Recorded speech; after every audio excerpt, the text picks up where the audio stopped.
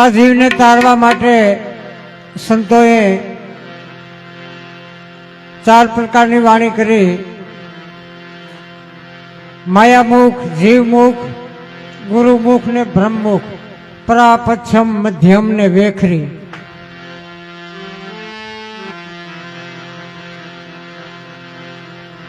ચાર ખાણીનો જીવ.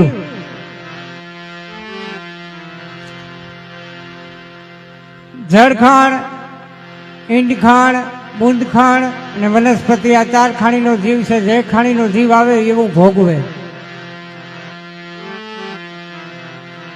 જીવની 4 અવસ્થાઓ: જાગ્રત, સપના, સસુપતિ ને તુરિયા.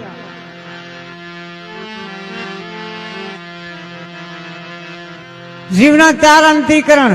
આ દેહ પડવા લાગે ને જીવને આ પરમ તત્વ તૂટવાની તૈયારી હોય, એની 4 અંતિમ કર્યા કે હવે ક્યાં જાઉં. ભય લાગે ત્યારે હવે મારે કોણ મોં ને કોણ હાંસવશે.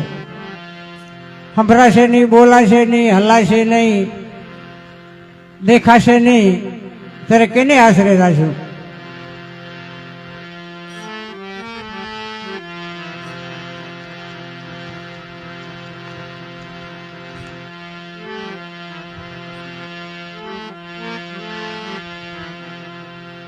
એને માટે ધોગટી માટે આત્માને સરગ, નરક ને અપવર્ગ.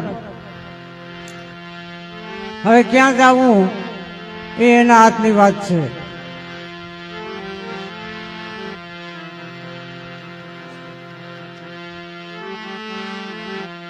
એને માટે સંતોએ વાણી કરી જીવન જીવવા માટે કે ભાઈ તારે એકથી જાતું રહેવું પડશે. એને માટે સંતો કે ભાઈ રવિ સાહેબે કીધું આ કાયા પડી જશે તો આનું આ ક્યાં જશે આત્મા. એનું ઘર તો ત્યાં કહેશે ને. જે ઘરેથી આવ્યા એ ઘરે પાછું જવાનું છે.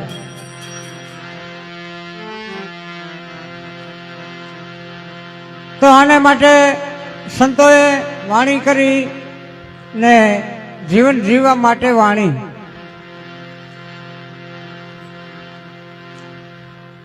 એને માટે અંતિમ જીવનું ઓરામણું આપણે વીરાભાઈનું.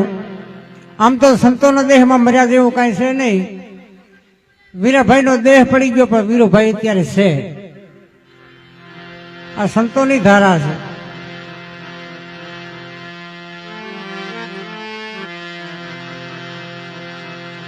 એને માટે સંતોએ વેદવાણી, કર્મકાંડ,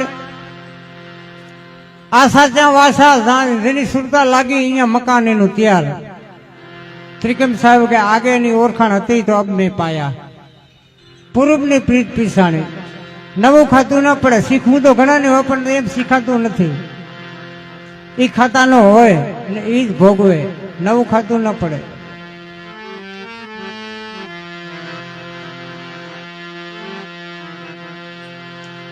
એને માટે ભાઈ મનુષ્ય ધોણી આવી છે. મોઘેરો ઉત્તમ અવતાર. જન્મવું સારું છે, મરવું એ સારું છે, પણ આ વસલો ગાળો ને એ ધક્કા ધક્કીનો છે, નડતર રૂપનો. જો એમાં સારું જીવાઈ જાય તો બેડો પાર છે. જાડેજાને તોરલે કીધું તો હે જાડેજા ભેર છે નહીં કે આ દેહ પડશે તો હામો દસ તૈયાર છે, એમાં ભેર છે નહીં.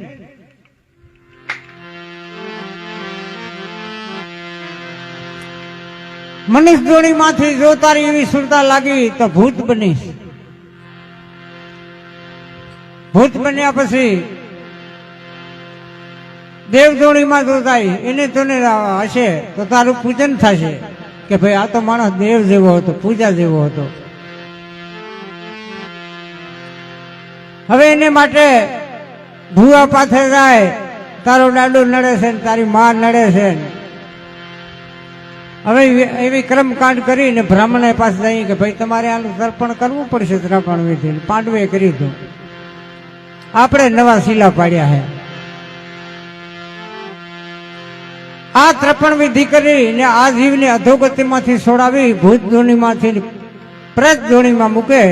એટલે આપણે ત્યાં હરાજ નાખી છે પિતૃના. પણ અહીંયા હકડો ન રહ્યો એ કઈ પછી મર્યા પછી હકડો રે